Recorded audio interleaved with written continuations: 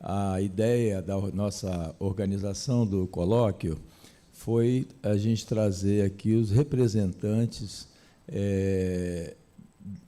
das operações, né, dos donos das cargas, dos agentes, né, aqueles que são os interessados nas cargas, né, e também no controle alfandegário. Então, nós trouxemos o poder público e trouxemos as empresas e os agentes, etc., e o Sindifisco. E, nessa segunda mesa, a ideia é a gente ouvir os representantes dos trabalhadores nesse segmento tão importante, sem a qual também não teria razão de funcionar todo o sistema de importação e exportação através dos portos e aeroportos. Então, essa mesa, a próxima mesa, que a gente está começando agora, é uma mesa sobre o trabalho, né, e os trabalhadores portuários, para a gente aqui dialogar diretamente com seus representantes, segmento importante aqui da sociedade capixaba. Para mediar essa mesa, eu convidei a professora Janaína Mariano César. Janaína é professora do curso de Psicologia da Universidade de São Paulo, Universidade Federal do Espírito Santo. Ela recentemente implantou o doutorado em Psicologia, foi coordenadora do programa de pós-graduação, é uma pessoa que vem lidando, né, com os trabalhadores envolvidos principalmente com as decorrências dos problemas de trabalho, das doenças e problemas decorrentes, principalmente nos últimos tempos agora da pandemia, né? E os profissionais que trabalham diretamente no atendimento da população. Então, eu quero convidar a professora Janaína César a vir para a mesa e assumir aqui a mediação. Obrigado.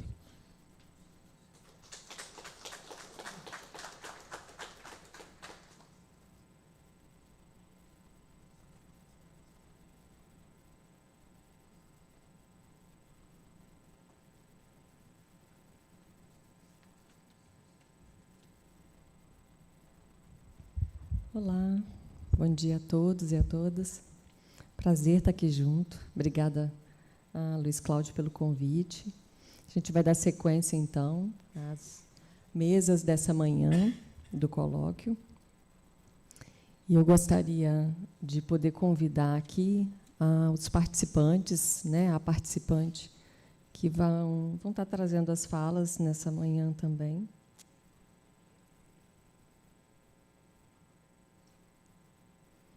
À medida que eu vou apresentando, eu peço para que possam subir aqui, compor a mesa, tá bem?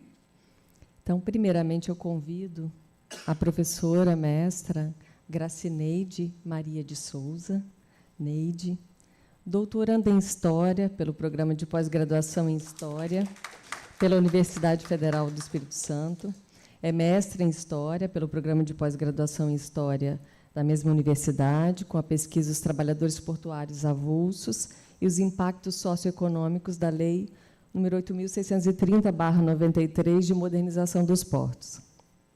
Tem especialização em Gestão de Empresa, pela Faculdade Integrada de Jacarepaguá, no Rio de Janeiro, Educação Profissional Integrada à Educação Básica, na modalidade de EJA, e Informática na Educação, ambas pelo Instituto Federal do Espírito Santo. Educação Especial pelo Instituto Superior de Educação, Afonso Cláudio, licenciada em História pela UFES, bacharela em História e Arquivologia, também pela Universidade Federal do Espírito Santo, é membro do grupo de pesquisa do CNPq-UFES, o LACES, e tem vasta experiência na área marítima, trabalho prestado por 32 anos em agências marítimas, nas áreas administrativa e financeira. Obrigada, Neide.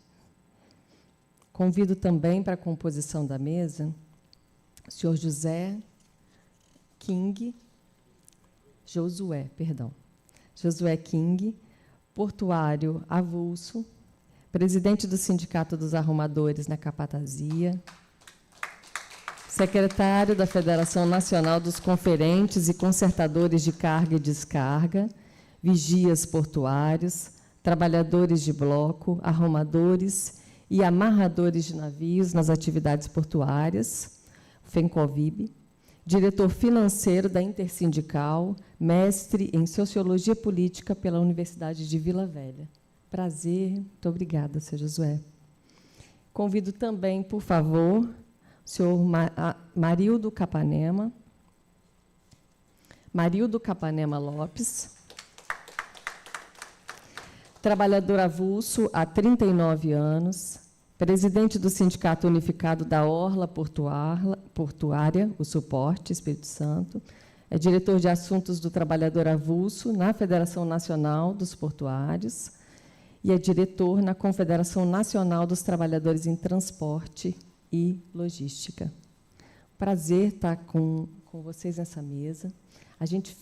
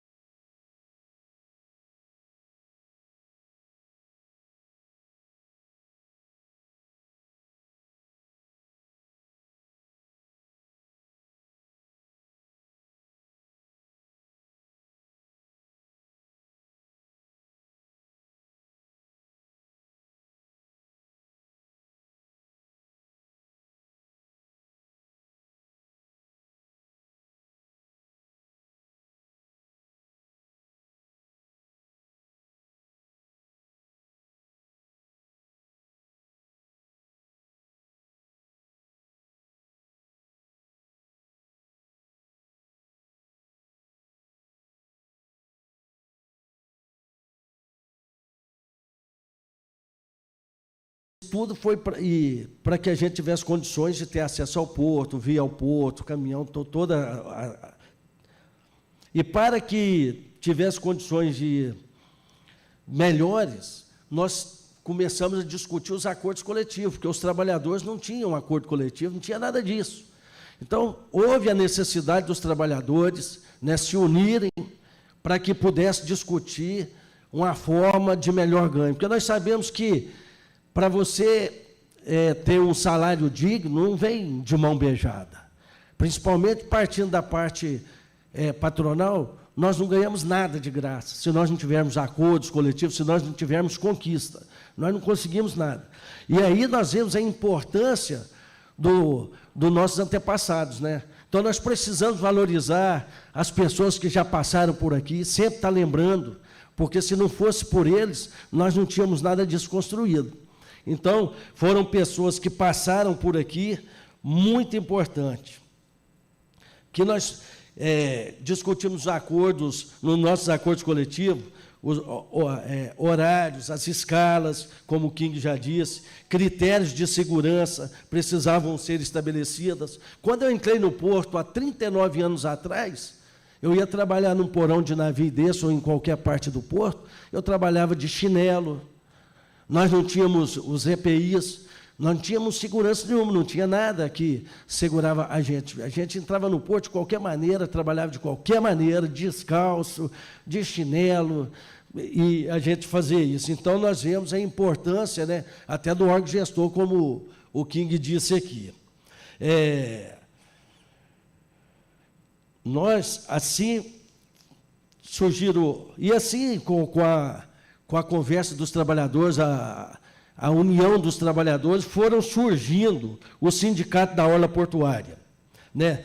Nós somos vários sindicatos, cada um defendendo os seus interesses, mas sempre um respeitando o ambiente um do outro.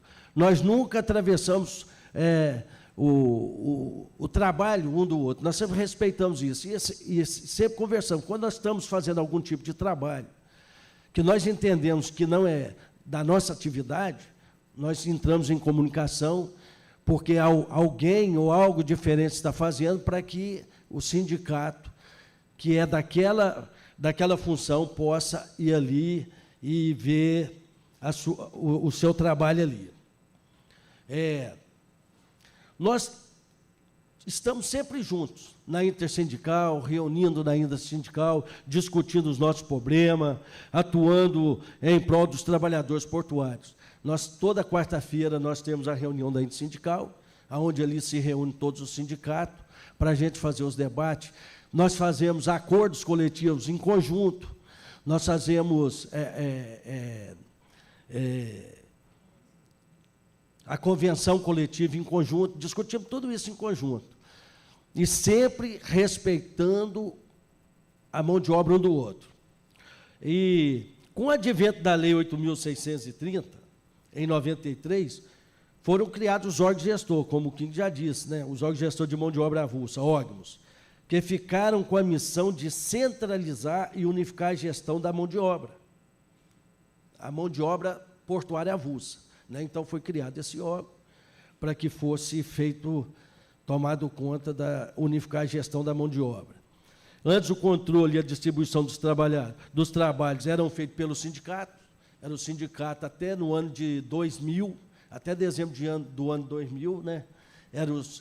E também até a forma de entrada das pessoas para trabalhar no porto, eram os próprios sindicatos que indicavam as pessoas, né? Ou era parente, ou era filho, primo, ou qualquer um amigo, quem indicava a gente, até no ano de 2000. Com o surgimento do órgão, agora é feito o concurso para que as pessoas possam se adentrarem no porto. E agora, os sindicatos nós ficamos responsáveis só para a negociação e reajuste e condições de trabalho com os portos e terminais, né? O órgão regulariza tudo, escala, faz toda a escala, a API, tudo, mas a discussão dos acordos, contrato coletivo, tudo é o sindicato. É o sindicato que faz essa representação. E nós sabemos que sem a atuação do sindicato, não haveria reajuste anual. Nós sabemos disso. Foi com muita luta que nós conseguimos algumas conquistas que nós temos, e eu quero ver aqui, nós vemos aqui que o pagamento de hora extra, adicional de risco, treinamentos, concursos e seleções públicas, fundo social, transporte, alojamento, escala eletrônica, acordos e convenções coletivas, né?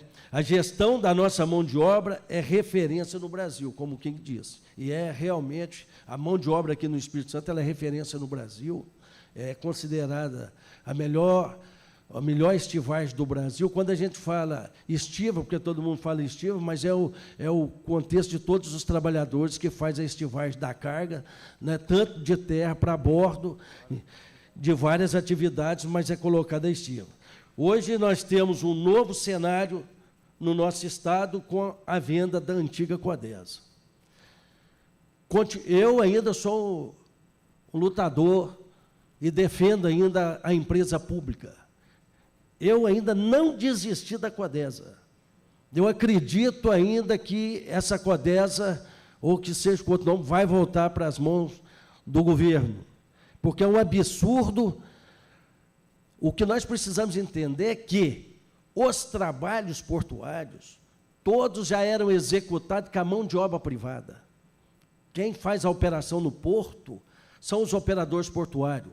Como o Moscon aqui é um operador portuário, há muitos anos já é toda privada a mão de obra dos trabalhadores aqui no estado.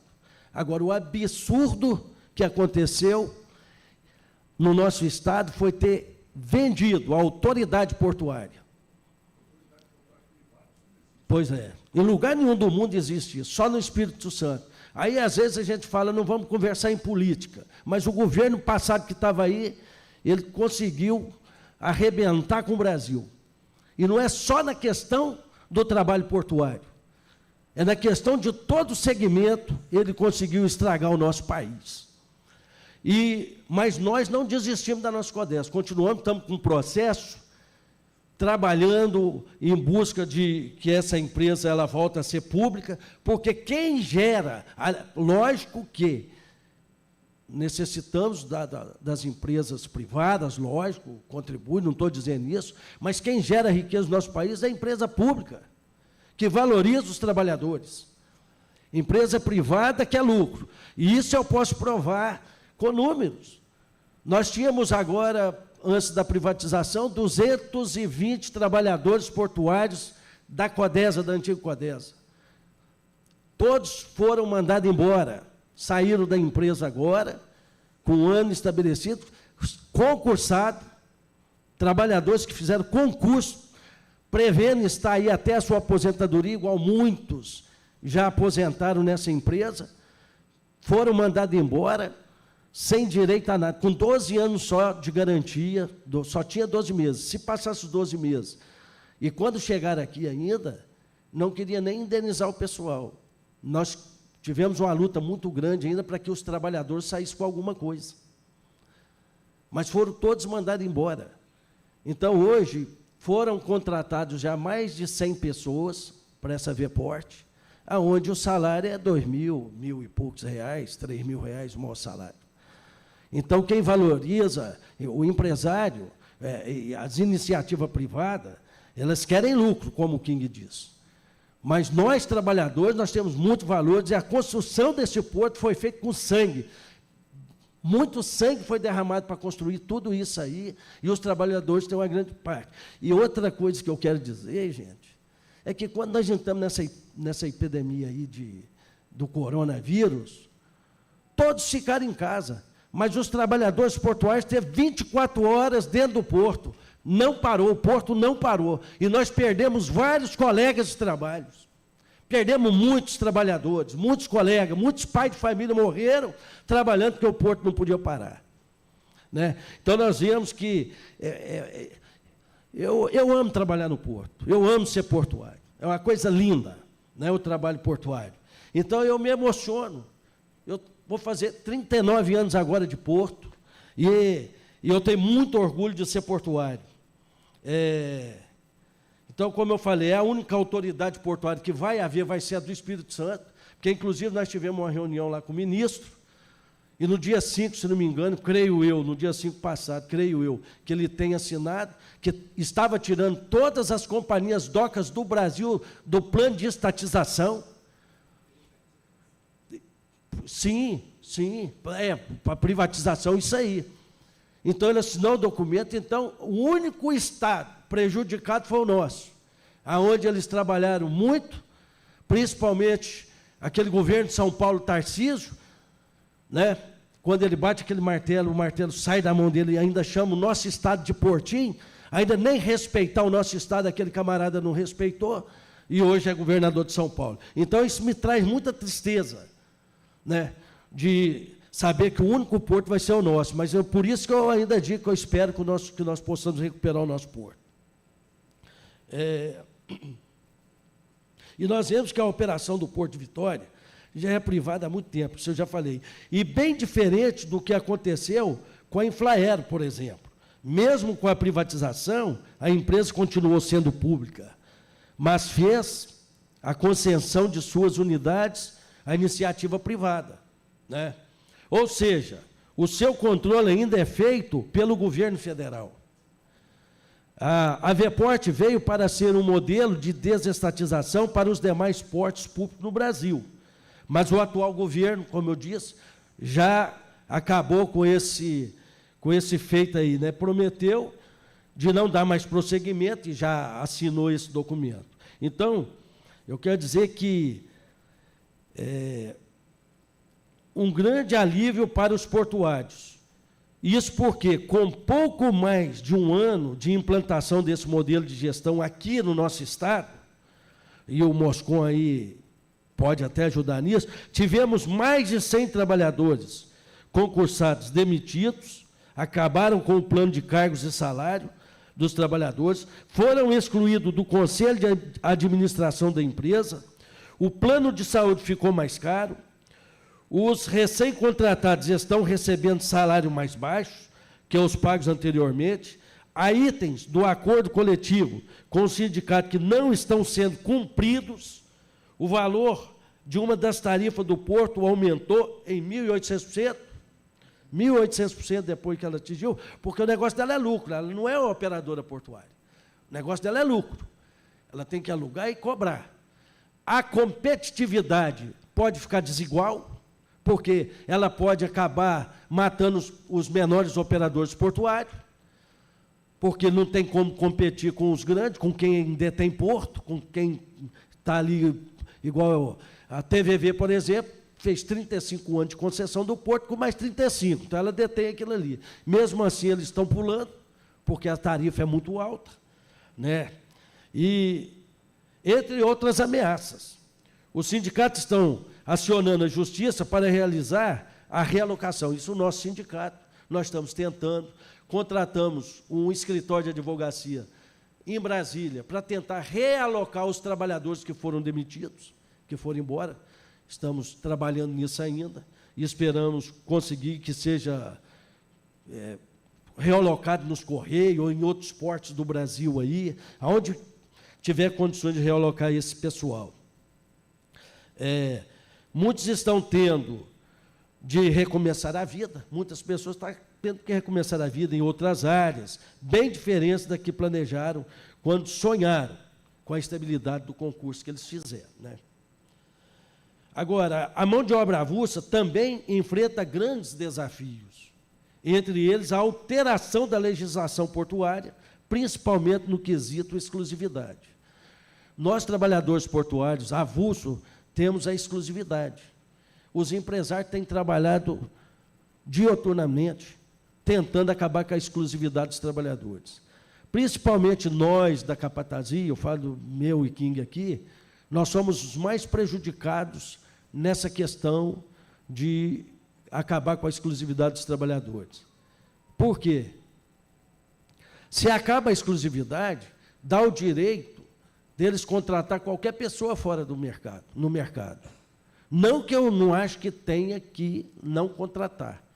Tanto é que nos órgãos aí tem a questão de quanto está faltando a mão de obra dentro desses terminais, aí de fazer o concurso e buscar aí fora no mercado.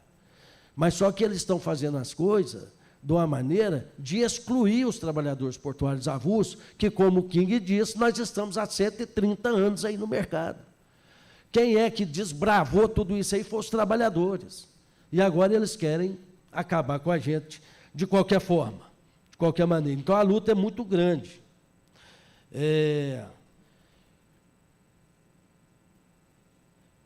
Como diz aqui, os empresários querem ter a sua mão de obra própria, ou seja, pagar mais barato e exigir uma carga horária mais alta. E nós temos essa questão aqui, quando a gente fala Eu vou terminar logo aqui, sem fazer então um comentário, só vou ler aqui para deixar. Hein? Tudo para não requisitar mão de obra avulsa, no órgão, conforme diz a Lei 12.815, de 2013, a Lei de Modernização dos Portos. Os operadores portuários querem os avulsos trabalharem somente de forma prioritária, ou seja, só seriam escalados quando faltar trabalhadores empregados para determinada operação. Esse movimento acabaria com os portuários avulsos e, consequentemente, com os órgãos precarizando a mão de obra com salários mais baixos. Além disso, daria fim a uma tradição de séculos da mão de obra avulsa, tão antiga quanto o escambo ou os desbravar de novos continentes. Também tememos a segurança no trabalho, uma vez que um trabalhador cansado e insatisfeito tende a ficar mais vulnerável a acidentes que às vezes são fatais, como o que aconteceu no final de outubro, com um companheiro que teve as pernas esmagadas por uma empilhadeira no TPS. Já evoluímos muito nessa questão de saúde. Temos reuniões diariamente, a cada turno de trabalho, para alertar sobre a necessidade do uso dos equipamentos de segurança e atenção às regras. Os trabalhadores são homenageados por cumprirem as normas, estipulando compromisso com segurança. Temos a NR 29, específica para o trabalho portuário, que recentemente foi atualizada para atender à modernização dos equipamentos e das atividades dos portos. Nosso trabalho gera muita riqueza e leva milhares de produtos e alimentos do mundo inteiro para a casa das pessoas. A atividade portuária representa cerca de 30% da arrecadação de municípios portuários. Hoje somos no Brasil, não vou repetir que o King já falou tudo isso aqui, no Espírito Santo, só de avulso, somos 1.650. Estamos falando de milhares de famílias que dependem direta e indiretamente da atividade do porto. Há uma cultura portuária nos bairros, nas comunidades vizinhas, aos portos, nas escolas de samba, na arquitetura da cidade, no comércio local. É um ciclo produtivo muito profundo do que somente dizer que o porto movimenta a economia. Estamos falando de vidas, com histórias marcadas por muito trabalho, passadas de geração em geração. E isso tem de continuar de forma contínua e organizada. Se depender da nossa luta, o trabalho portuário não vai morrer jamais. Obrigado.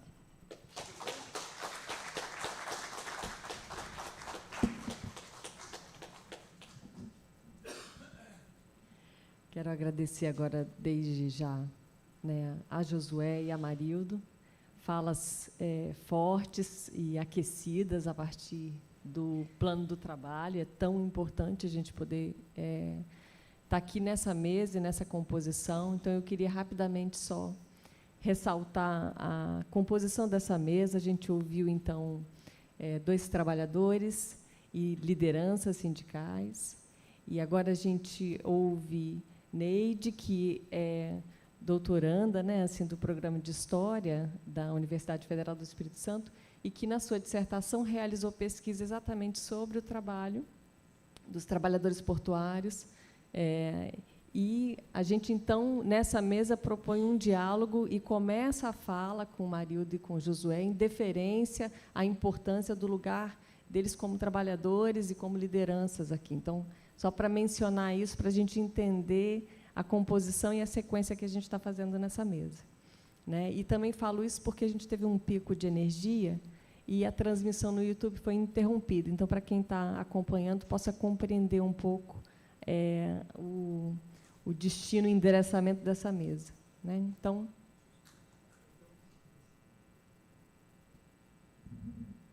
pessoal, só para dar um esclarecimento, eu esqueci na hora que eu apresentei a mesa, tem mais uma pessoa que está listada aí, chamado Márcio Garcia, que é o representante do Ministério da Saúde, e ele não havia confirmado, nós colocamos na programação, mas teve um compromisso em Brasília e justificou a sua ausência. Então, essa mesa era com os trabalhadores, um representante do Ministério da Saúde, que trabalha nessa parte né, de controle de doenças, e a parte de vacinas e segurança, e também a Neide nessa participação. Então, Neide está com a palavra. Que bom. Isso.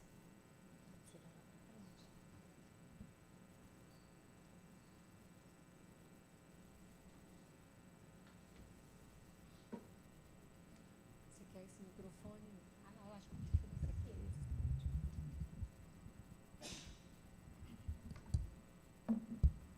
Falando. Bom dia a todos e a todas. E, para mim, assim, eu falei assim, eu nem sei mais o que falar. Mas, por outro lado, né, até conversei com a Janaína, que seria muito bom a fala deles primeiro, até mesmo porque vocês vão entender o porquê que eu faço esse estudo, né? A fala deles justifica o meu estudo. Então, conforme já colocado, né, eu tenho pesquisado os trabalhadores portuários avulsos. Então, quando eu entrei na academia e resolvi estudar e deixar de ser trabalhadora do porto para ser pesquisadora do porto, eu falei, não, eu vou buscar a pesquisa sobre o trabalhador portuário. Por quê? Por que o trabalhador portuário? Nós vimos aqui a relevância que esse público tem para a economia do Espírito Santo.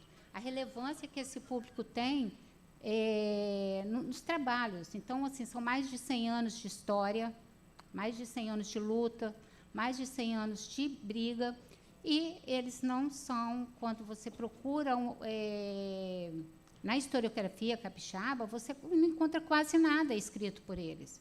E eu falei assim, alguém tem que escrever alguma coisa, porque é a história deles.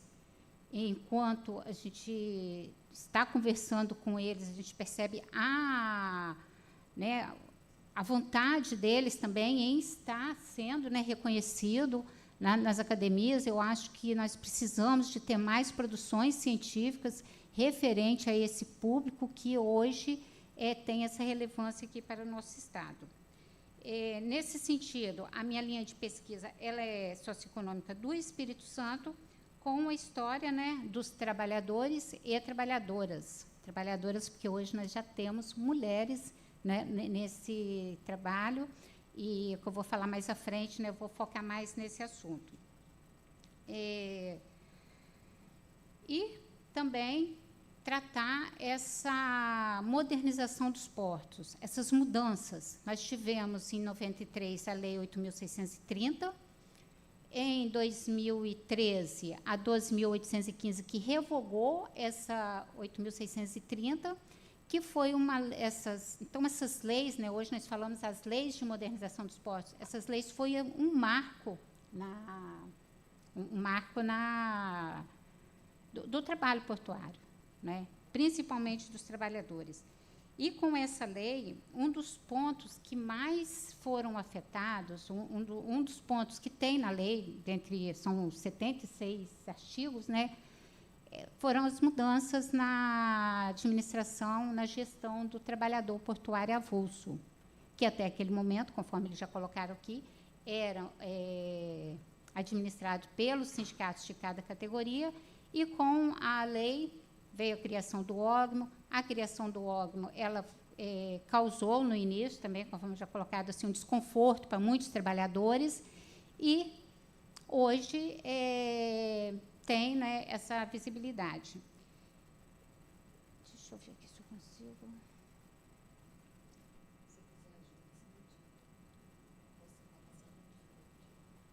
Não. É no pontinho do lado aqui? Ou do meio? Ah, não, eu acho que é aqui. Gente, achei. Então, eu fiz o meu primeiro projeto sobre o trabalhador portuário, foi o projeto... Gente, está me ouvindo bem? Está tranquila a voz? É porque eu fico... Tá. O meu primeiro projeto foi a respeito, né, o impacto socioeconômico causado pela Lei 8.630, né, que é essa Lei de Modernização dos Portos, e a criação do órgão. Então, esse foi o meu primeiro trabalho. Esse trabalho já está publicado, né, defendi minha dissertação em 2017, é um trabalho que já está publicado. Especificamente, nesse trabalho, nós buscamos conhecer o perfil dos trabalhadores avulsos, né, que atuavam, na época, no Porto, saber como foi o processo de transição, né, entre a transição da gestão deles, que eram, né, realizadas. Esta lei, eu já falei, que foi um marco, que a gente coloca aí para lembrar, e depois tem sim. Então, devido a... Tá. Eu quero falar aqui. Então, o objetivo desse estudo, né, são várias mudanças ocorreram com a promulgação dessa lei, e uma das áreas mais impactadas, já coloquei, foi sendo este um dos motivos, né, que temos buscado aprofundar o conhecimento sobre esse assunto e trazer, né, à lume a história destas categorias.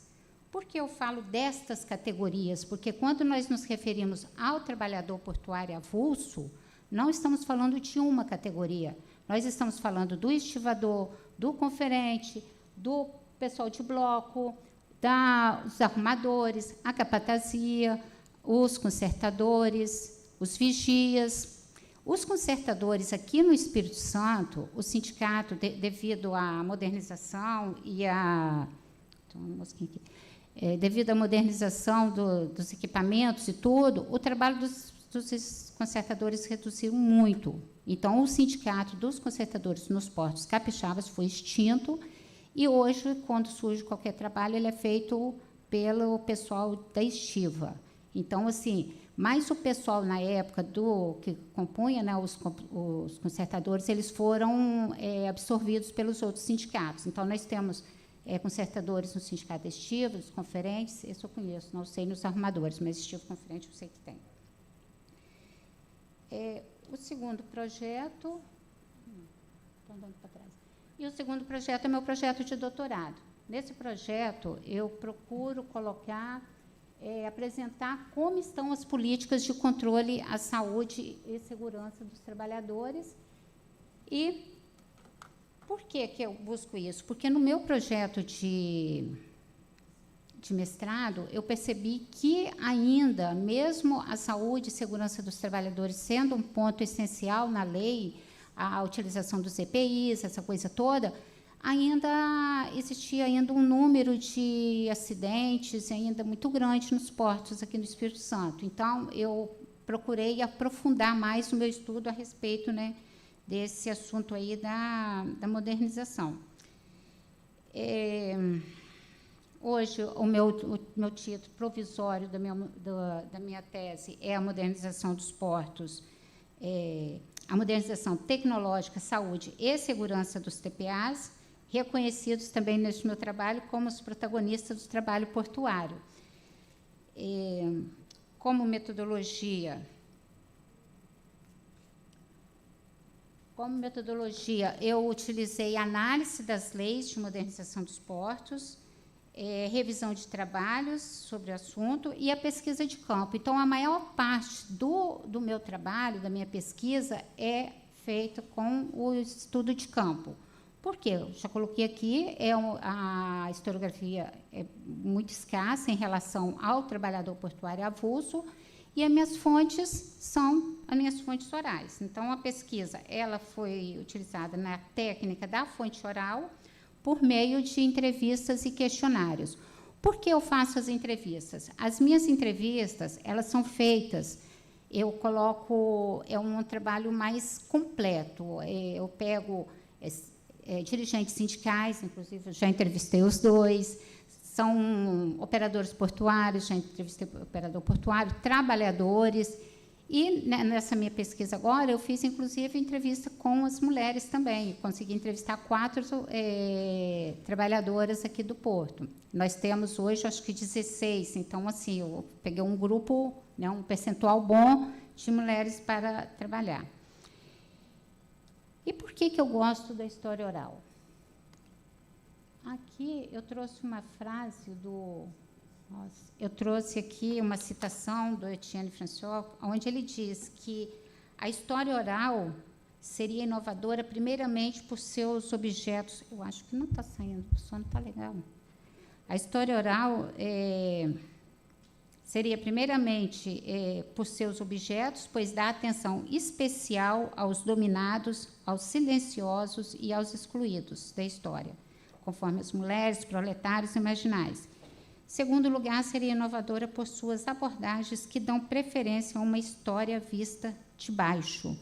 Então, assim, isso me chama muita atenção, porque eu, enquanto trabalhadora, eu sempre lutei, eu sempre busquei dar visibilidade àqueles trabalhadores que, às vezes, não tinham condições, às vezes, não tinha, às vezes, normalmente, eu tinha cargo de coordenação, chefia, então eu sempre busquei olhar para esses trabalhadores.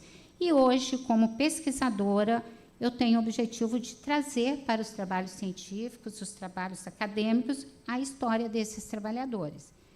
E conforme eu li uma entrevista que o Luiz Fernando, inclusive, ele vai estar falando aqui hoje à tarde, ele deu para o Porto Gente. Ele fez uma pergunta a respeito do perfil dos trabalhadores, e ele vai dizer que o trabalhador portuário é o trabalhador do chão portuário. Então, é o trabalhador que está embaixo, é aquele trabalhador que trabalha no porão sujo, que pega peso, que passa por riscos são vários riscos, eles estão em constantes riscos, e esses trabalhadores, eles não têm... Então, esses trabalhadores, ao meu ver, eles precisam ser reconhecidos, até mesmo pela relevância que tem a economia portuária para o Estado do Espírito Santo. Aqui, nessa apresentação, eu vou trazer um pouco da minha primeira pesquisa, porque, a princípio, o Luiz falou, Neide, fala sobre a sua primeira pesquisa, mas eu falei assim, não, eu vou falar sobre a segunda também. Então, eu vou colocar um pouco sobre a primeira pesquisa e um pouco sobre a segunda pesquisa que está em andamento.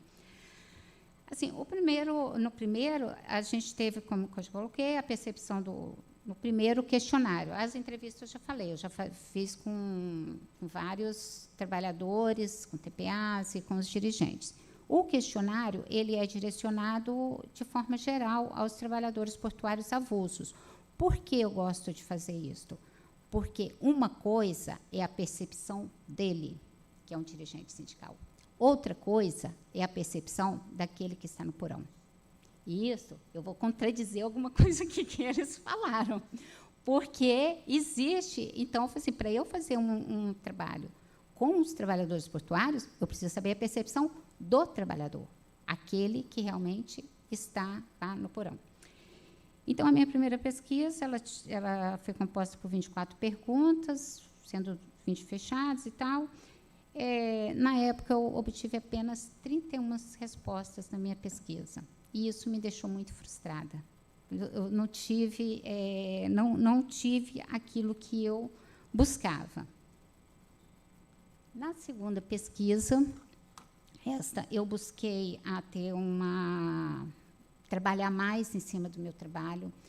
Tive dificuldades, porque eu comecei meu doutorado em 2020, no período da pandemia, então eu fiquei 2 anos fora das minhas pesquisas.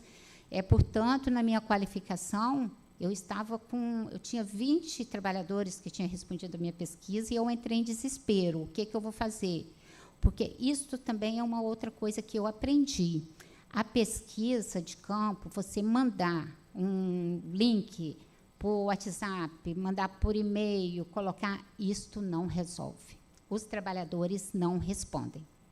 E, quando eu vi isso, eu falei, eu tenho que fazer alguma coisa. Entrei no meu carrinho e fui para a porta do porto. Eu falei assim, é lá que eu vou encontrar os trabalhadores. Hoje não existe mais parede, então não tem como eu encontrar, onde que eu vou encontrar esses trabalhadores? Vou pegar a hora de troca de turno, entre meio-dia e meio, 1 hora e meia, e vou abordar. E foi, assim, um sucesso a metodologia utilizada. Por quê? Eu abordava os trabalhadores, conversava, explicava o objetivo do trabalho, por que eu queria esse trabalho, e pegava, eu não passava, não mandava questionário na hora, pegava o contato deles e depois mandava por WhatsApp. E isso, assim, fiz até, né, tem trabalhadores que até hoje falam comigo, às vezes acontece alguma coisa no porto, igual agora mesmo aconteceu um acidente, ele manda para mim. Então, assim, foi muito bom essa interação assim, com essa metodologia que eu utilizei. Hoje, eu obtive 177 respostas, a gente está falando aí de um número de 1.650 trabalhadores. Eu vejo que eu tentei trabalhar dentro desse percentual aí de 10%, uma amostra de 10%, eu vejo que é uma amostra boa. Então, isso aí foi muito... E esse questionário que eu fiz um questionário com respostas fechadas e semiabertas. O que é isso? Sim, não, sim, justifique. E os trabalhadores adoraram isso. Eu achei que eles não iam gostar, mas eles adoraram, porque ali eles poderiam escrever, colocar o que eles realmente sentem. Então, assim, você já sofreu acidente no trabalho? Sim. Mas que acidente? Aí eles foram lá. Você tem alguma doença crônica absorvida no trabalho? Sim. Mas que doença? Então, esse método, esse modelo de questionário, eu vi assim, que enriqueceu muito a pesquisa. Não ficou aquela coisa muito sim, não, só números. Então, são dados. O meu trabalho, ele está dividido, né, os temas pesquisados, a estrutura do meu trabalho, ele está nessa estrutura. Então, primeiro, eu falo desse trabalhos nos portos, estudo das legislações. Eu fiz uma análise entre as duas leis de modernização dos portos, entre outras, né, que acompanharam o processo, exatamente para ver as mudanças ocorridas dentro desse período. E, assim, diante da análise, para o trabalhador portuário, não teve mudanças muito significativas. Pelo que eu percebi, a única mudança mais significativa que teve foi a situação do CAP, que é o Conselho da Autoridade Portuária, que os trabalhadores tenham cadeira nesse conselho. O CAP, na lei antiga, ele era um conselho deliberativo. Com a nova lei, ele passou a ser apenas um conselho consultivo. Então, isso tirou um pouco, eu acredito, depois o King pode até reforçar mais sobre isso, se realmente houve, porque eu senti que teve essa situação, que foi uma das coisas que mais impactou. No mais, a lei não teve muita mudança. Aqui...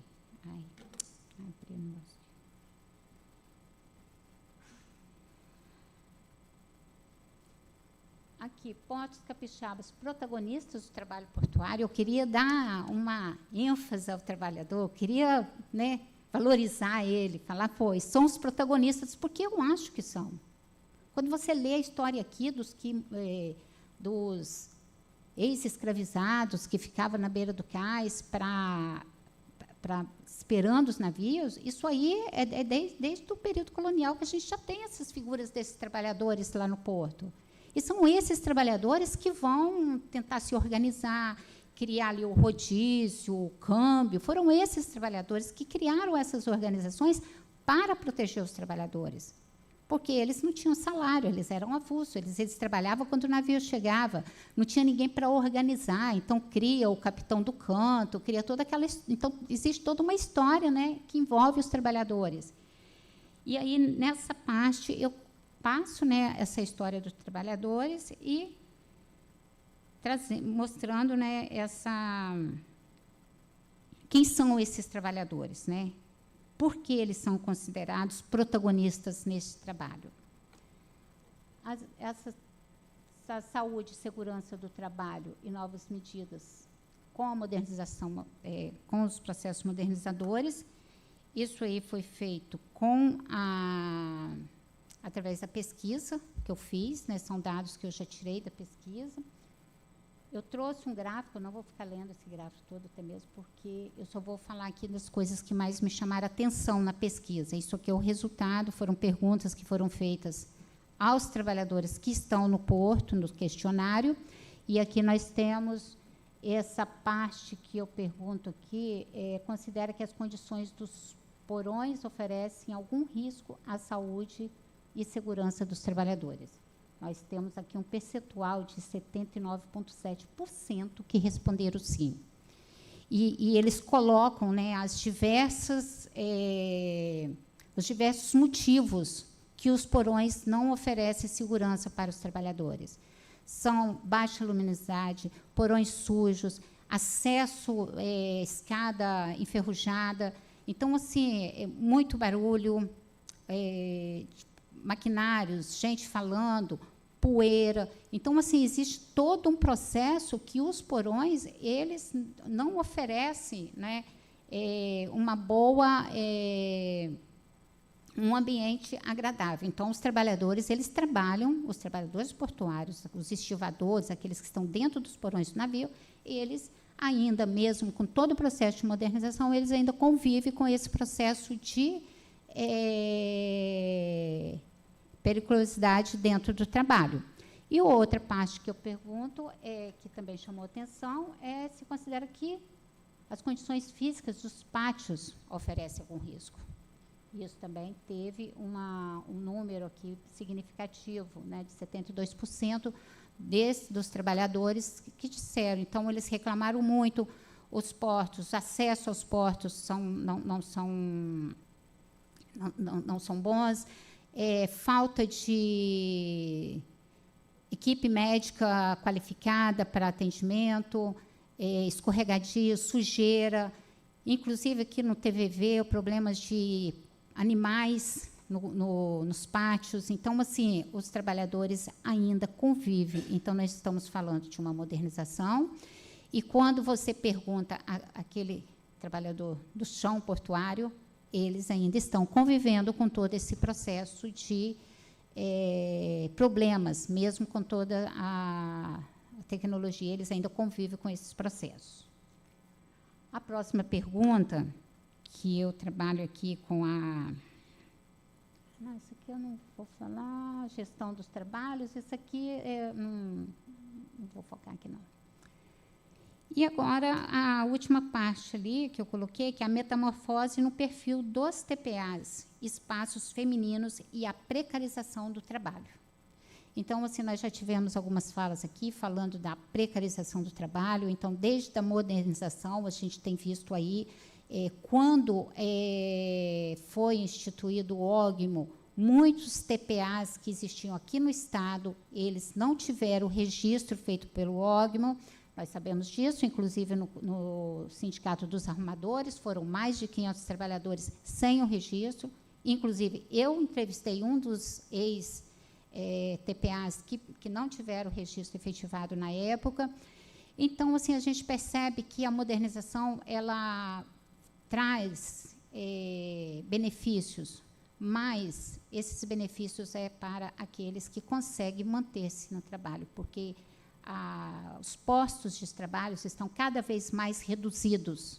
Nós já ouvimos aqui hoje a construção do Porto Metame aqui, com a possibilidade de atender navios, né, enormes, conforme mesmo a fala do Paulo, um navio substituirá 3 navios. Isso aí significa redução de postos de trabalho. Porque os 3 agentes que iam atender 3 navios, nós vamos ter um agente atendendo o navio. E no trabalho portuário, e os trabalhadores avulsos também, eles vêm passando por isso. Desde que teve a institucionalização do ógmo aqui no Estado, mantém o mesmo número de trabalhador, basicamente o mesmo número. E os trabalhadores, o número que tinha anterior era maior, muitos não tiveram seus registros feitos pelo ógmo, e tivemos 3 concursos, o número mantém o mesmo, só que o aumento da carga tem aumentado. Então, isso aí é uma coisa que eu trato no meu trabalho a respeito dessa precarização do trabalho.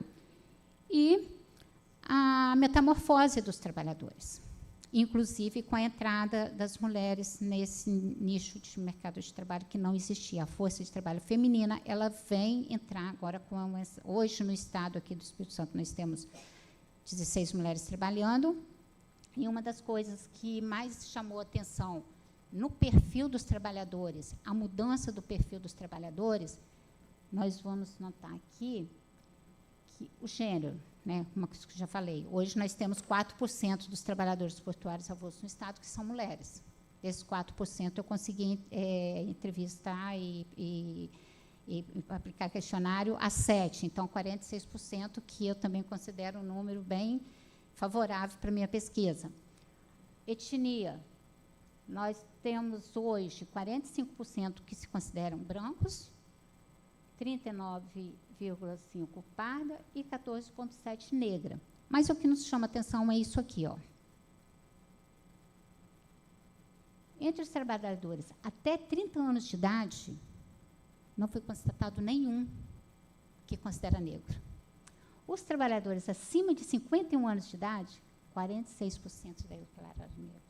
Então, a gente vê claramente a mudança no perfil dos trabalhadores que hoje existe e que está transformando, está criando uma nova cara no porto. São as novas caras do porto.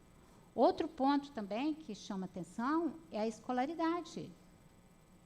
Nós vemos aqui a escolaridade, 11,9% tem o primeiro grau, 36% o segundo grau e 52% com o terceiro grau. 76% dos trabalhadores com até 30 anos de idade são graduados. 72,84% dos trabalhadores acima de 51 anos não possuem graduação.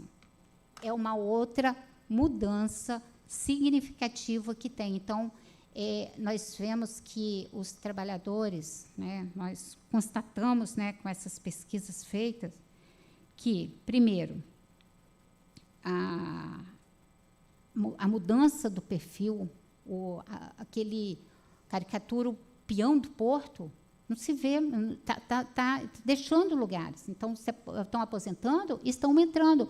Porque o que acontece? Antes, era indicação, era de pai para filho. Então, eu sou estivador, o meu filho automaticamente já tem uma vaga aqui no porto, porque eu posso indicar. Hoje é concurso. O concurso, ele exige o ensino médio. Só que quem tem ensino médio não passa no concurso. O nível do concurso, a pessoa tem que ter graduação. Então, automaticamente, essa metamorfose dos trabalhadores do porto está acontecendo, né? A gente já vê uma diferença bem significativa nos portos capixabas. Bom, gente, eu acho que... e a inclusão da mulher também, que é um ponto que eu trabalho bem, que eu, né, foco bem, né, a história da mulher no porto. As mulheres, com o concurso, elas estão tendo oportunidade de ter acesso a esse trabalho, que até então era majoritariamente masculino, e hoje as mulheres, no meu trabalho, tem que desenvolver bastante essa parte aí das mulheres, que eu achei muito interessante. E é isto. Aqui, para finalizar, eu coloquei... o interessante do trabalhador portuário é o seguinte: é difícil, é insalubre, é complicado, mas eles são apaixonados, conforme eu falo do Marildo, né? Eu sou apaixonado pelo que eu faço. Existiu uma fala aqui na navegação que a navegação é uma cachaça. Depois que você toma a primeira dose, você não sai mais dela. E eu acho que é por aí mesmo. Então, isso aí foi a fala de um dos trabalhadores, acima de 26 anos de trabalho, porque eu usei duas matrizes na minha análise de pesquisa. Eu usei o tempo de trabalho e a idade. Ele coloca, né, que o porto é um ambiente dinâmico, dada a diversidade operacional, as especificidades da carga, da embarcação, do contrato de venda e aquisição, do material a ser embarcado. Tornam cada operação única. Então, esses trabalhadores, eles têm que estar em constante atualizações, com cursos, com treinamentos. E é isso, gente. Eu espero que eu tenha conseguido passar um pouco daquilo. Eu busquei, falei assim, eu não vou falar da minha pesquisa, né, do que eu tenho feito. É isso, eu agradeço vocês, muito obrigado. Quero agradecer ao Luiz Honorato, que me deram essa oportunidade, ao Carlos, que está aqui, que é meu companheiro aí de velhos anos de luta. Muito obrigada pela sua presença aqui e obrigada a presença de todos que estiveram aqui ouvindo a minha fala.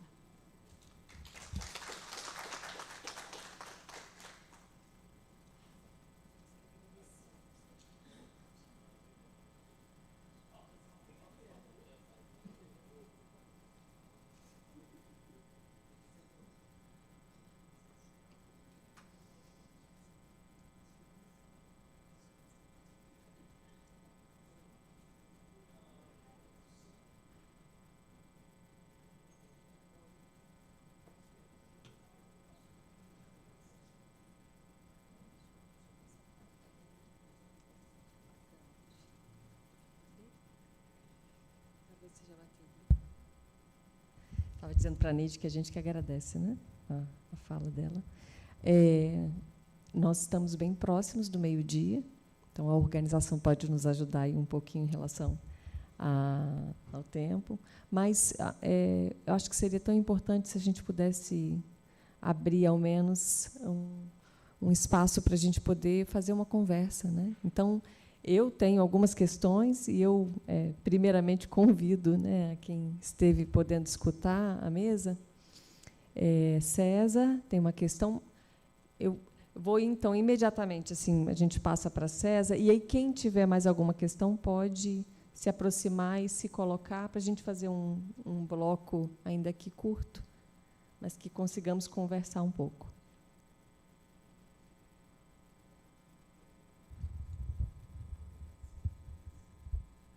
Posso descer com esse microfone? Ou também, se o César quiser tentar... Teste. Resolveu? Obrigada. Obrigado. Parabenizo a mesa. Gostei especialmente da fala de todos. Talvez eu tenha uma situação peculiar. Eu comecei a pesquisa da minha tese no fim dos anos 80. E, embora defendesse exatamente no ano em que foi feita, em 93, a primeira reforma. Então, eu, por exemplo, ainda peguei o bagrinho na parede em Santos, eu estudei Santos, né? E venho tentando acompanhar esses processos. Teria várias questões, mas como a gente não tem muito tempo, eu vou... primeiro aspecto é dizer o seguinte: autoridade portuária privada não existe. Eu não conheço nenhum modelo no mundo que tenha dado certo, só no Brasil, né? Como o Brasil tem a Jabuticaba, tem a autoridade portuária. Eu estava discutindo isso em Santos há 2 meses, eu participei de um seminário em Santos, eu disse, isso é uma maluquice, até porque já há algumas décadas a operação portuária já é privada.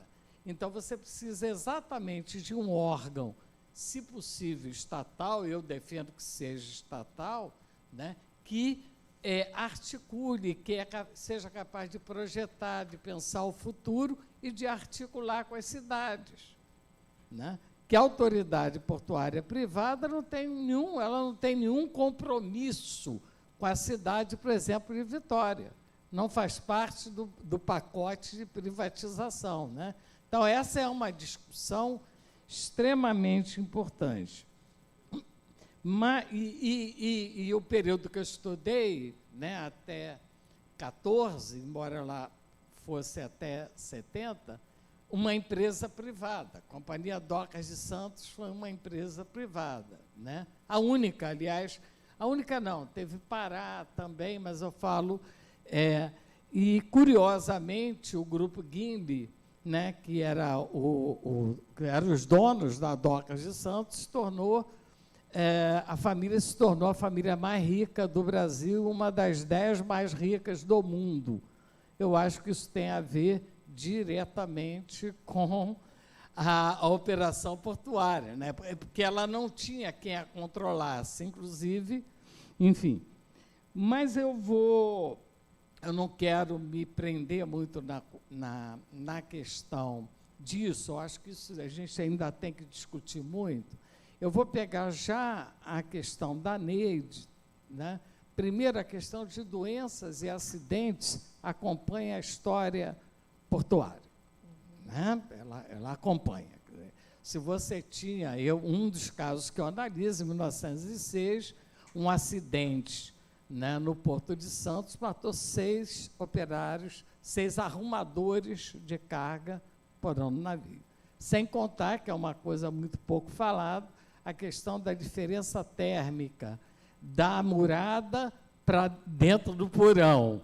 Em algumas situações, quem não conhece um pouco essa operação portuária, se você vai exportar carne ou algo assim, enfim, você tem algumas na beira do cais. Agora, já não falo nem na proa do navio, já deve estar dando 40, 42 graus, né? Que é um. Aí se colocou barulho, etc. Mas, Neide, eu acho que tem 3 aspectos. Primeiro, é louvável a sua tentativa de estudar, porque uma das coisas que a gente tem insistido muito no nosso grupo de pesquisa é a criação de um grupo de pesquisa em história social portuária. Porto não é só embarque e desembarque de mercadoria. Ele tem trabalhador direto, ele tem trabalhador indireto, ele movimenta a sociedade aonde ele está. E há um buraco na historiografia, eu diria, não é só brasileira, não, internacional.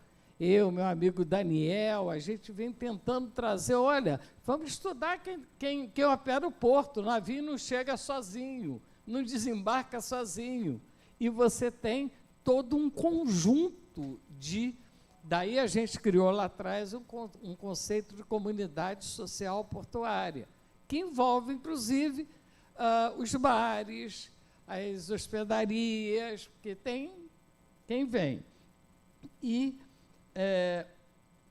especialmente, eu vejo essa questão de doença e de acidentes de trabalho, né, das condições de trabalho, né, que são as condições de trabalho que vão gerar acidentes e doenças de trabalho. E aí é que eu insisto na primeira questão, para não me alongar mais. Se você tem uma autoridade portuária que não é privada, ela tem esse poder de controle. Ele pode chamar o operador do terminal e dizer, olha, as condições de trabalho do seu terminal não são boas. Por exemplo, quando você embarca minério, né, que é uma realidade aqui, você tem um problema da poluição. Se formos olhar com cuidado, devemos ter uma alta taxa de portuários com silicose. Por exemplo, no Rio de Janeiro, a gente encontra isso na construção naval, né, com a absorção dessa. Então, desculpem. Então, são questões que eu acho que, e aí, em um certo sentido, eu culpo um pouco os sindicatos, etc., portuários, que têm que dialogar mais com a universidade, com os acadêmicos, porque a gente pode começar a dar ferramental ou ajudar para a ação. Porque, senão, a ação do sindicato fica sendo só a questão salarial, quando, muitas vezes, o salário não é a questão fundamental quando se está lidando com a questão portuária. Desculpe, eu falei demais, mas queria dar um pouco esse meu depoimento. Mais alguém? Tá bem. Eu vou passar para você, eu só queria fazer um registro aqui de público que a Vportes foi convidada a participar aqui dessa mesa, tá? Eu, pessoalmente, convidei o presidente. Carlos, depois Daniel. Perfeito.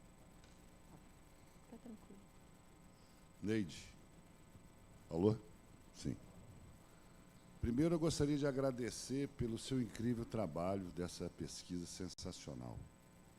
e também um abraço para os meus amigos aqui, meus condiscípulos, nossos parceiros. Eu sou operador portuário há mais de 45 anos. Eu convivo com todas as categorias e a importância do porto na sociedade. Infelizmente, há uma barreira social entre a cidade e o porto. Então, o trabalho de integrar o porto na sociedade, isso é progresso. Eu chamo isso de progresso. Então, hoje, o trabalhador portuário, ele, principalmente na nossa cidade, a nossa cidade de Vitória, ela nasceu com atividade portuária. O Porto de Vitória era uma entidade privada, era parte do governo, alemães e ingleses, que importaram as 5 pontes para fazer a ligação de uma ferrovia para exportar o minério através do Porto de Vitória. Se vocês não sabiam, Vitória foi o primeiro porto exportador de minério do Brasil, um dos primeiros no mundo. Muitas cidades cresceram em volta disso. O Porto de Vitória é o único porto abrigado que nós temos aqui. Todo mundo pode olhar, é praia mole, é o Porto de Metame, mas se der um temporal, se entrar um vento sul forte, o único porto abrigado é o Porto de Vitória. E hoje ele foi desestatizado. Isso é um absurdo. Bom, então, eu parabéns pelo seu trabalho, parabéns pelos nossos amigos, os nossos parceiros, que são os trabalhadores portuários, a sociedade, o Espírito Santo. O trabalho portuário é muito importante. Isso tem que ser divulgado, essa integralização entre a sociedade e o porto tem que existir. Os países mais desenvolvidos, a Europa luta muito por isso, vocês sabem disso. A Espanha, ela não abre mão dos seus portos, são portos de pequenos calados, mas eles fazem a movimentação em todo o Mediterrâneo.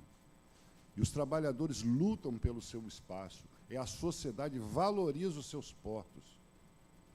Bom, então, eu gostaria de agradecer a sua pesquisa, muito bacana, e esse trabalho tem que ser divulgado à sociedade, de uma forma geral, tem que conhecer o trabalhador portuário, tem que conhecer o trabalho dos portos, porque porto é progresso, é onde entra e sai a maioria de nossos produtos. A navegação é o meio de transporte mais antigo do mundo e ainda o mais burocrático. E o mais complexo também. Obrigado.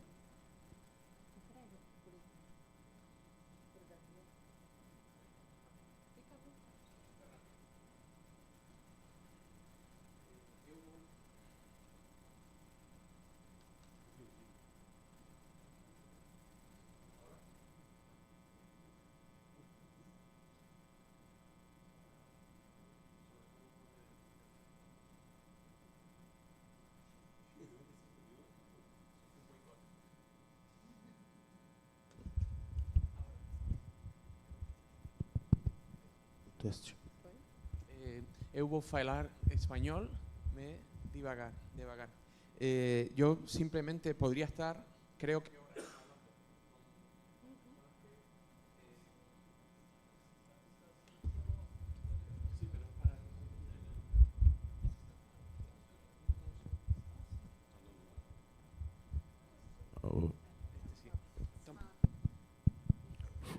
Ahora creo que sí. Que podría estar horas y horas y horas hablando de este tema porque me interesa muchísimo. Es un tema que, como decía también el profesor Honorato, hemos estado trabajando. Yo reivindico, desde luego, el papel de las personas que han trabajado en los puertos, no solamente, evidentemente, en Brasil, sino por todas partes, ¿no?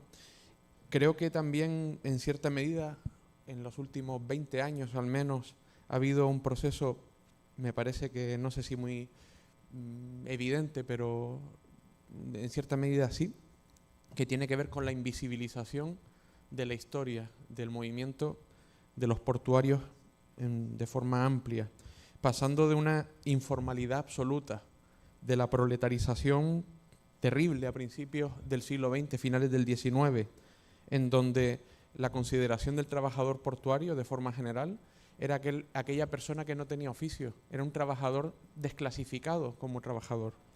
Y cada avance, en fin, pequeño alcance desde el punto de vista de condiciones del trabajo, de derechos laborales, ha sido una lucha constante en esta parte del Atlántico, y la que yo conozco también muy bien, al otro lado del Atlántico. Hablaba Marildo que sentía orgullo de ser un trabajador portuario, y cuando la escuchaba, estaba escuchando a otros trabajadores portuarios que yo también he tenido el gusto de entrevistar en Canarias y en Senegal. Y a mí me parece que hay una cultura portuaria global desde ese punto de vista, en donde coinciden muchos elementos, y particularmente un aspecto central, que no sé si el neoliberalismo, que se ha estado hablando aquí recientemente, pero que ha intentado difuminar, que es el de la solidaridad, que es la clave del movimiento obrero de forma general. Simplemente para terminar, señalar una idea que creo que es importante, y es que por lo menos desde los años 50 en adelante, de forma general, cuando se produce una reforma también institucional en muchas partes y aparecen esas instituciones para gestionar la mano de obra, y eso no fue un regalo tampoco, ni mucho menos, sino era una gestión eficiente de los puertos, porque se garantizaba la calidad del servicio, la calidad en la rotación del servicio, etcétera. La idea era la del fordismo: el puerto irá bien si a todo el mundo le va bien, a las empresas, y los trabajadores se comprometen con la empresa, y es un proyecto común. Pero ciertamente desde la revolución del contenedor, el desequilibrio entre el valor del trabajo y el valor del capital se ha visto de forma clarísima en los puertos, y en los años 90 en todas partes del mundo son esas reformas. Y ya termino, y disculpen, lo que señalaban sobre la liberalización de la gestión de la mano de obra, en el caso de Senegal, que es el país que más he trabajado de África, es clarísimo la separación que se ha hecho del sindicato tradicional para dividir la fuerza de trabajo en buena medida. Y la única herramienta de la que se han dotado para poder seguir manteniendo sus derechos laborales es integrarse en todas esas instituciones internacionales, como el IDC, que efectivamente la reunión fundadora fue en Santa Cruz de Tenerife en el año 2000. Y es un ejemplo, efectivamente, de cómo la fuerza de trabajo organizada, los trabajadores organizados, pueden equilibrar en cierta medida las relaciones laborales. Entonces yo solamente quiero agradecer a la organización del evento y desde luego su participación por permitirnos acercarnos también a esta realidad. Así que parabéns, muito obrigado.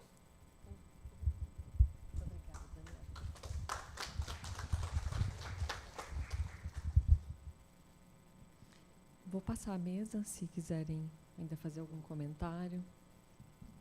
O professor Haroldo, todos nós achamos isso, né? Inglaterra, Nova Zelândia, Austrália e o Porto de Vitória, no mundo, com a gestão privada. Eu estou citando porque esses são privados e os demais têm a gestão pública. Eu gosto muito do que o professor Máximo Borgo escreveu, e ele fez uma citação assim, abre aspas aqui. A descoberta do Brasil se deu no local onde Cabral encontrou um porto seguro para fundear sua frota. Nossos antepassados, na sua quase totalidade, chegaram aqui de navio em nossos portos, como colonizadores, escravos ou imigrantes.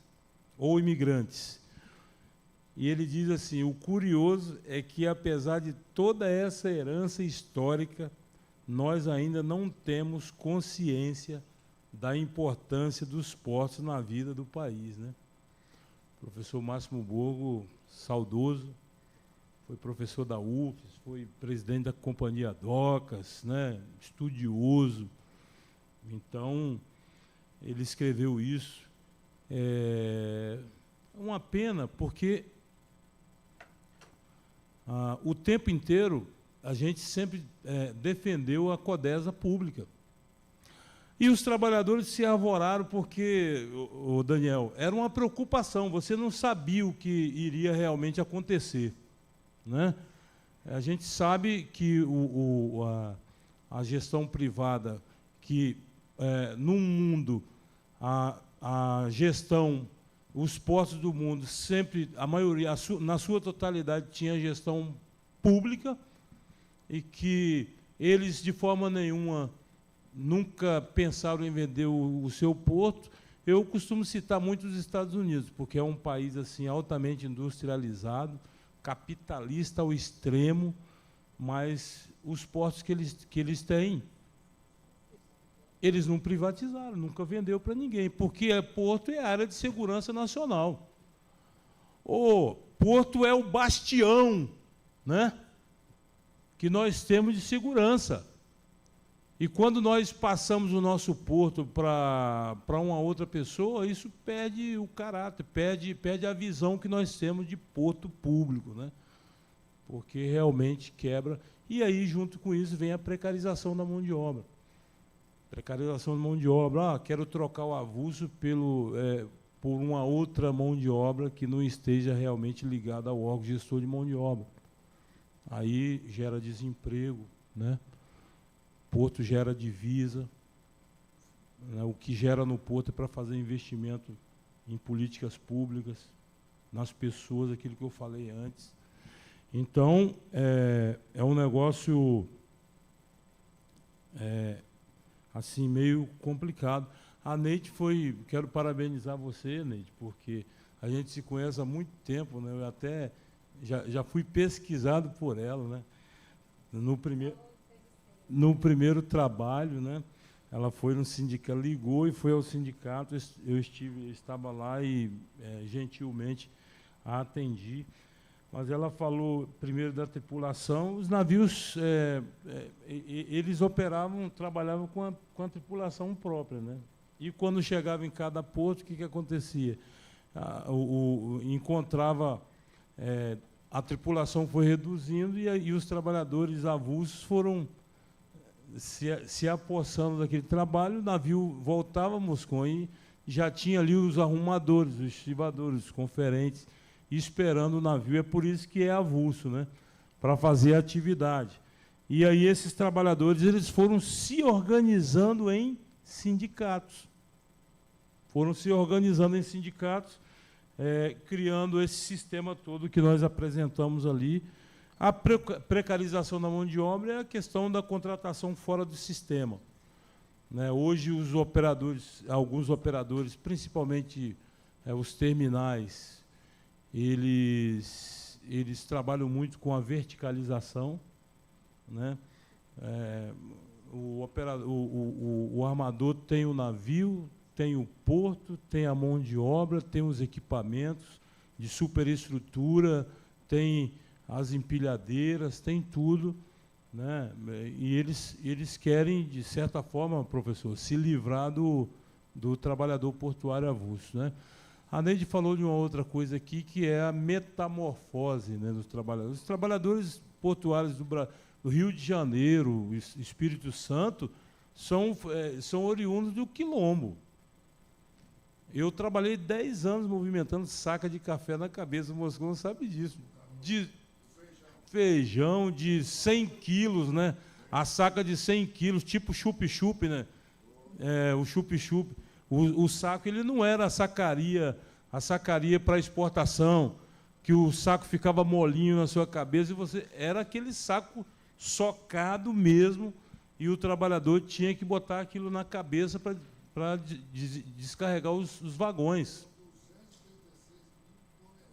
Exatamente. Então, tem todo um trabalho que os trabalhadores faziam, que era, na época da escravidão, o trabalhador fazia, depois ele passou a ser remunerado, né, pela tabela, Amaury, Amorim é antigão de Porto. Pela tabela que nós criamos, que o trabalhador portuário criou. Outro dia eu estava até brincando, porque no sindicato, pessoal, não tem esse lance de você estar chamando o outro de preto, de negro, né? Ninguém fica chateado com isso lá. Ninguém, né, Marildo? Hoje não dá para falar muito sobre isso, porque é preconceito, dá até processo isso, mas no sindicato não tem isso, né? O sindicato não tem, porque a relação humana ali dos companheiros com a gente é tão próxima, Daniel, que ninguém pensa. Para você ter uma ideia, o mais novo no sindicato era chamado de quê? Macaco. Ei, abaixa a sua bola aí que eu vou cortar a sua unha, seu macaco. A relação. Por quê? Porque todo mundo se entende, todo mundo. Outro dia eu cheguei no sindicato, tinham 10 companheiros na porta do sindicato, todos eles pretos, né? Eu falei, caramba, sem preconceito ao branco, que hoje também não tem preconceito só com o negro, com o branco também. Aí eu falei, caramba, não se acha um branco aqui, né? Aí todo mundo, ninguém gosta, né? Pô, tem que ser tinta, né? Porque realmente era assim. E com a metamorfose, o que está acontecendo? O branqueamento, né, da categoria. As pessoas estão entrando mais cultas, estão estudando mais. O trabalhador portuário avulso, ele veio estudar depois de um certo tempo. Tem alguns estudaram até na maior idade, como eu, né? Fiz os meus cursos na maior idade, porque antes não tinha tempo e condições para fazer um curso. Hoje já melhorou muito e a gente está botando os filhos para estudar, né? Já tem filho... Hein? Não tinha... Na prática. Conhecimento conhecimento empírico. É verdade. Mas quero aqui, o Marildo, eu falo para caramba, mas eu falo muito de improviso, mas eu quero agradecer que eu também estou já com fome e o tempo já está passando. Mas esse negócio é aquilo que a Neide falou, é uma cachaça. Você começa a discutir porto e tal, você fica... Tá? Quer falar, Marildo?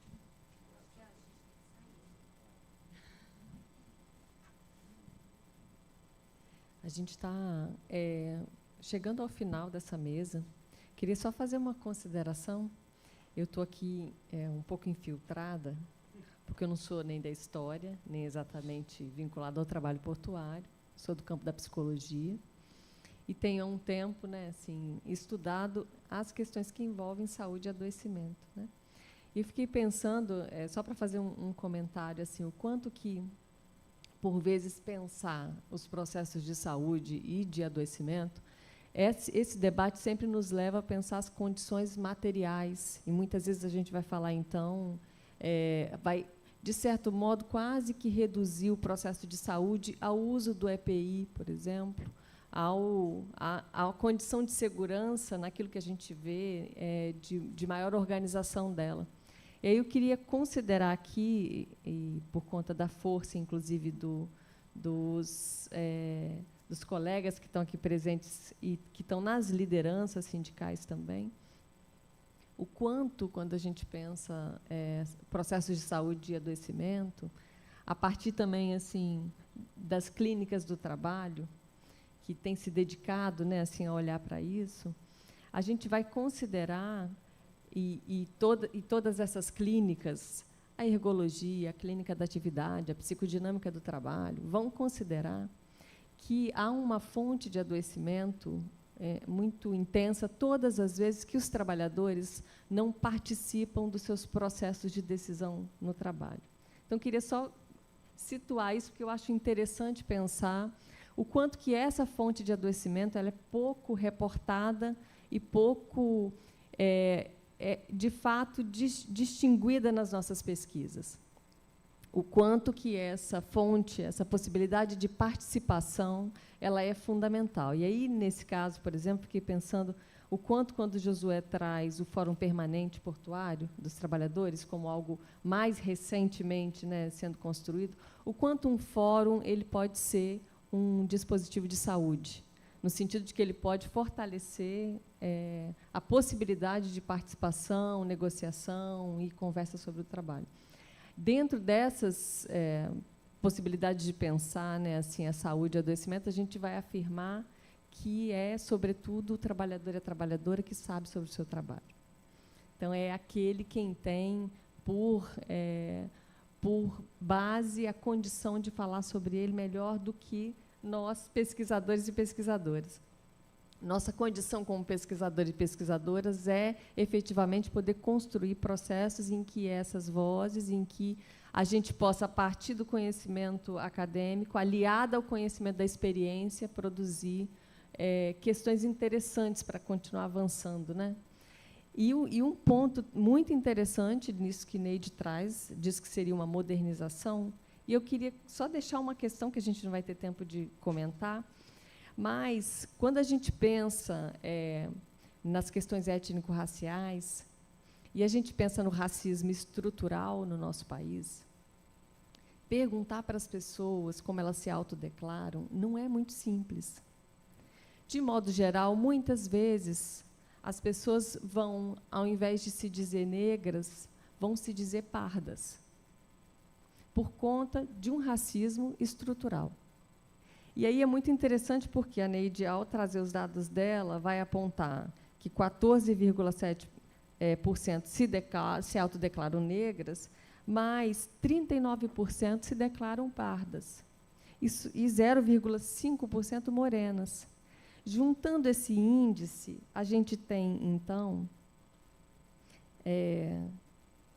54,2% dentro dessa categoria maior que a gente poderia dizer de pessoas negras. Hoje, quando a gente vai olhar para como o IBGE tem feito suas pesquisas e as ações afirmativas pelo país, a gente vai compreender que, dentro da categoria pessoa negra, ali compreende-se pessoa preta e parda, para poder evidenciar ou explicitar exatamente, ou enfrentar o racismo estrutural no país.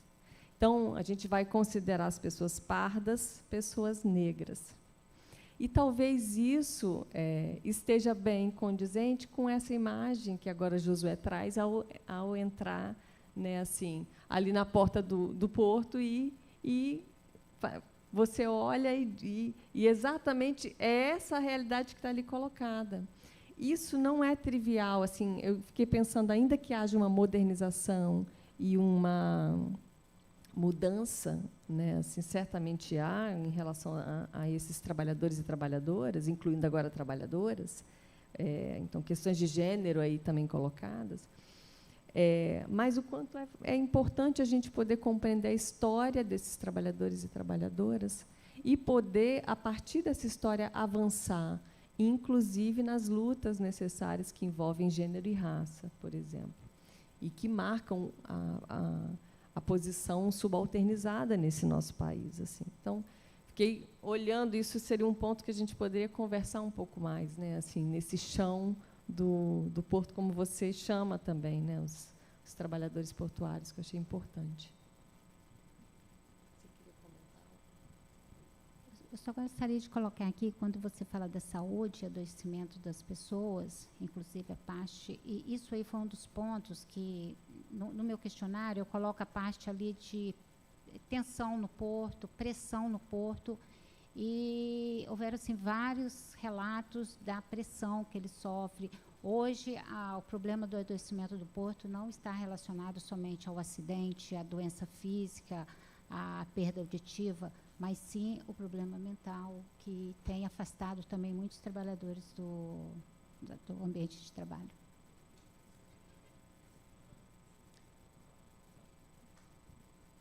Aí, só para a gente informar que a dissertação de Neide se encontra disponível no repositório da UFES, né, a dissertação dela na íntegra, no repositório da UFES, que tem todo o campo de dissertações, inclusive da história, né?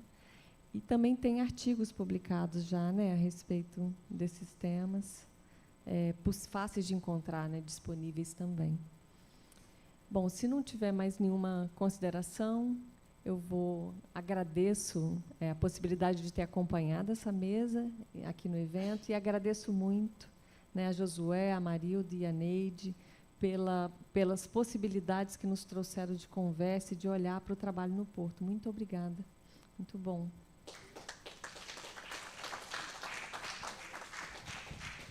Eu quero aproveitar e fazer um agradecimento aqui aos representantes dessas entidades portuárias que muito generosamente ofereceram aos participantes do nosso colóquio um jantar de confraternização hoje. Quero agradecer de coração mesmo essa contribuição, essa participação de vocês. Muito obrigado.